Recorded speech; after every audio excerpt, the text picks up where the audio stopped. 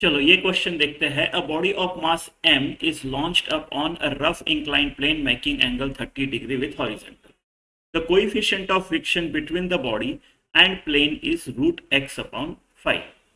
If time of ascent is half of the time of descent, the value of x is. तो हमको दिया कैसे है कि एक 30 डिग्री का इंक्लाइंड प्लेन है, राइट. एक 30 डिग्री का इंक्लाइंड प्लेन है, उसके ऊपर से एक बॉडी ऑफ मास m को लॉन्च किया गया, यानी ये इधर गया गया गया गया गया गया. एक टाइम आएगा जब वो रुक जाएगा, एक टाइम आएगा जब वो रुक जाएगा, v equal to 0, right. u कुछ नॉन जीरो से लॉन्च किया होगा और v इक्वल टू 0 में रुक जाएगा. इसको बोलेंगे हम एसेंट. इसको जो टाइम लगेगा उसको टाइम ऑफ एसेंट t1 बोल देंगे, और इसका जो डिस्टेंस होगा मान लो l है. ठीक है, ऐसी सिचुएशन है.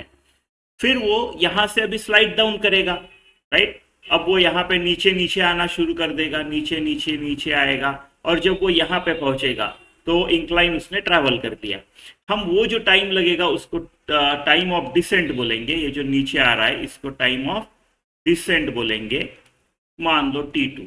डिस्टेंस वही कवर करेगा जो उसने एसेंट में कवर किया है, मान लो l. ऐसी कुछ तो सिचुएशन है, ऐसी कुछ तो सिचुएशन है.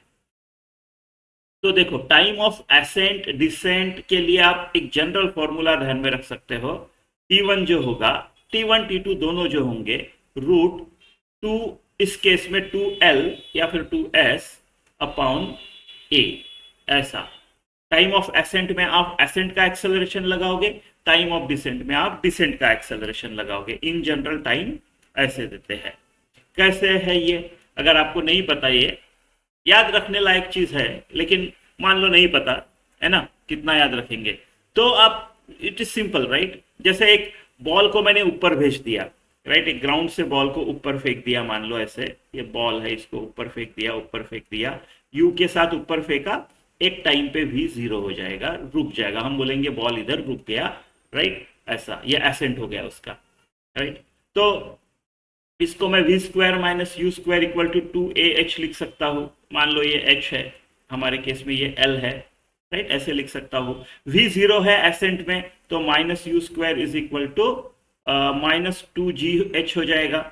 g को जब h a का वैल्यू सब्सटीट्यूट करूंगा g, तो माइनस लेना पड़ेगा, राइट. ठीक है, क्योंकि मैंने u ऊपर पॉजिटिव लिया है. U square is equal to 2gh. u क्या हो गया, रूट 2gh, है ना, रूट 2gh. ठीक है, अभी टाइम कैसा है, v is equal to u minus g t, direct लिखता हूं मैं, u माइनस जी टी. ठीक है, t क्या होगा, v 0 है, t is equal to u by g, है ना. अब रखो इसमें t is equal to u क्या है, रूट 2gh, और ये क्या है, g, यानी root g into root g. एक रूट g गया, right. So 2h by g, ऐसे कुछ तो आ गया. अब डिसेंट में भी वही होगा. डिसेंट में क्या होगा, u 0 होगा ना, यहाँ पे u 0, इसका डिसेंट के लिए ये u होगा, राइट. इधर भी हो जाएगा, तो u 0 हो जाएगा, तो v square is equal to root 2gh आएगा, और t is equal to v by g आएगा. यहाँ पे u 0 होगा तो v बाई जी आ जाएगा. Same same same. इंक्लाइंड है तो भी फर्क नहीं पड़ता, सिर्फ एक्सेलरेशन आपका अलग होगा ना, क्योंकि अलोंग दिस लाइन लगाओगे आप इक्वेशन, अलग क्यों होना है, सेम ही होगा, राइट. करके देखो, इंक्लाइन के लिए भी आप करके देखो, कुछ फर्क नहीं है. सेम सेम फॉर्मूला, सेम, क्योंकि कांस्टेंट एक्सेलरेशन तो है ही ना अपना, वो तो बदल नहीं रहा है ना. तो इक्वेशन ऑफ मोशन तो लगा ही सकते हैं, और सब ऐसे ही होगा, अलोंग दिस लाइन लगाओगे.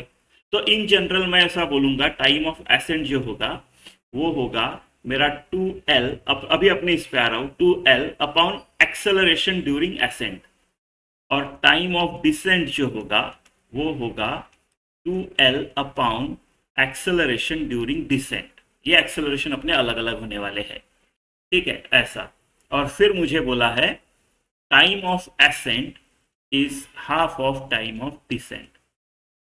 बस ये चीजों को अभी इतना मुश्किल नहीं है, ठीक है. तो ठीक है, अभी एक्सेलरेशन ढूंढना ये अपना मेन चीज है, acceleration of ascent and decent.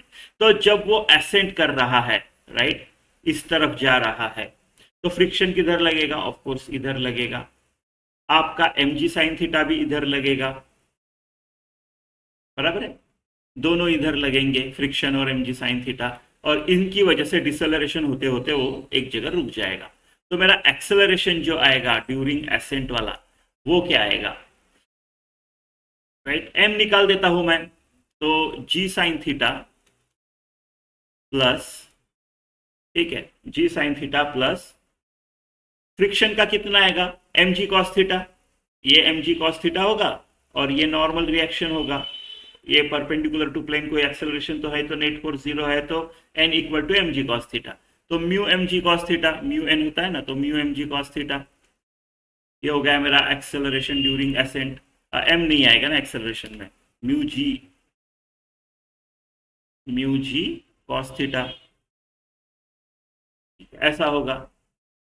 जी कितना है 5, जी 10 है, साइन 30 हाफ, यानी ये टोटल 5 प्लस म्यू, म्यू को म्यू रहने देंगे, एंड में कंपेयर करेंगे, म्यू जी कॉस थीटा यानी क्या है, कॉस 30 यानी √3/2, 10 इंटू √3/2, 5√3, ऐसे कुछ तो आएगा अपना, यानी एक्सेलरेशन ड्यूरिंग एसेंट आया, अगर 5 कॉमन लिया तो 1 प्लस μ√3 ऐसे कुछ तो आया।